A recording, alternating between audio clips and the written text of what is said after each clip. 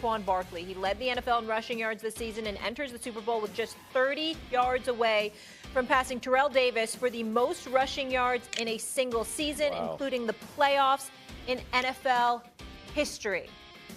All right, Jeff, is Saquon already an all-time great running back? Absolutely. Absolutely. I mean, I think, listen, he's had some injuries that affected his long-term, but when you think about what he's capable of doing, playing for your Giants. Yeah, don't even talk about that. Hey, the deck's been stacked against him. I don't know if they're actually my Giants. You know what I mean? Like, we might have broke up. The deck has been stacked against him. And this guy is what he would have looked like had he been given the same ability in front of him, quarterbacks, all those things.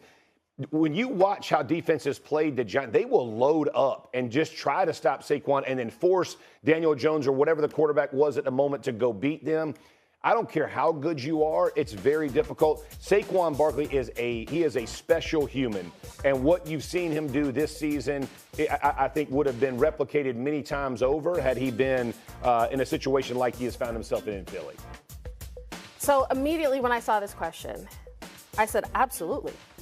And then I took a step back because I'm like, okay, let's not do what we always do, which is be prisoners of the moment.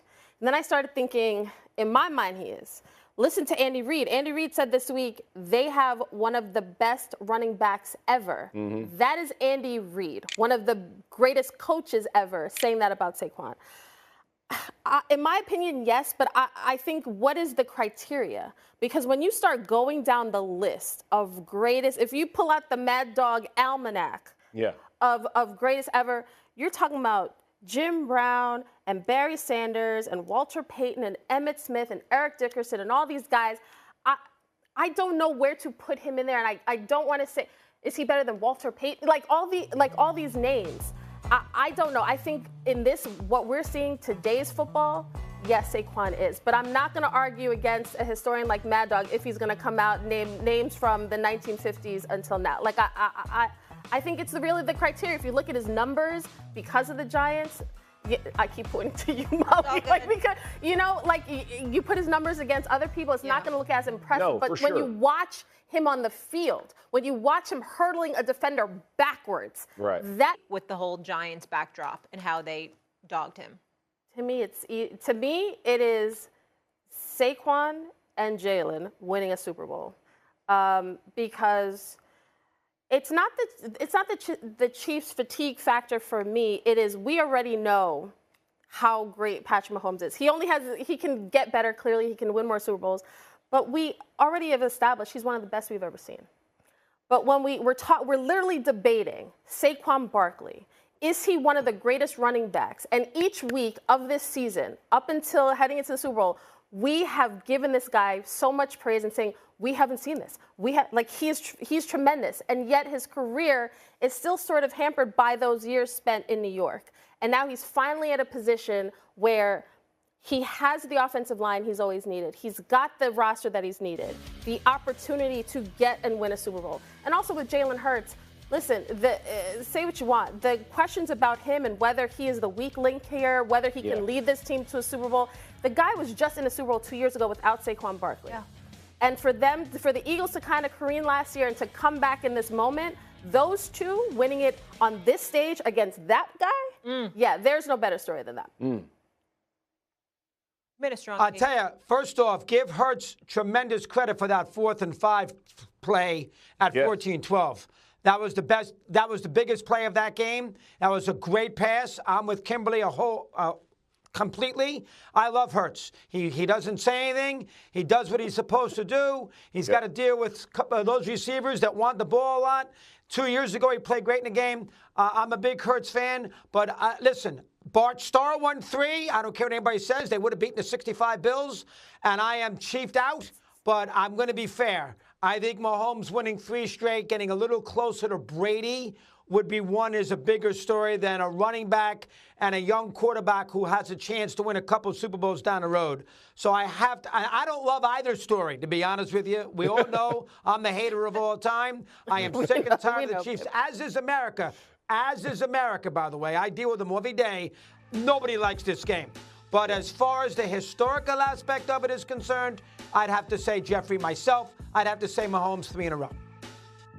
He's excited to see Taylor Swift shots. He wants as many Taylor Swift shots in the box that he can. The sweet shots. That he can. Yeah. Jeff, do you agree with him, though? Is this like a boring Super Bowl? Is this not a I do not think this is boring. I'll be honest with you. This is probably one of my favorite Super Bowls. Really? Yeah, I'm super excited. But I'll say it this way.